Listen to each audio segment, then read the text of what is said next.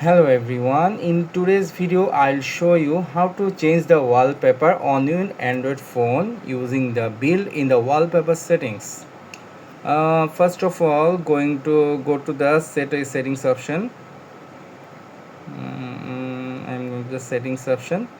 Okay, then you have to click on the wallpaper. I'm in the wallpaper. Here you can find many options, and like the always on display you have to click. Here you can see the signature, the analog, which is seem to be the clock, and the digital clock also wallpaper, and the select background if you want to change your background anything. Here you can select the always on the display notification. When your notification will be arise, you can change it the theme. And here the fingerprint effects. Here the fingerprint effects, you can change the theme on the fingerprints.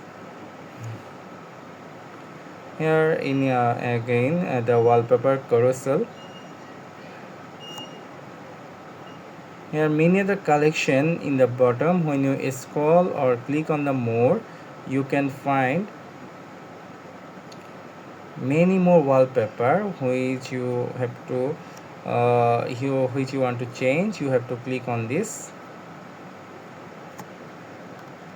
and if any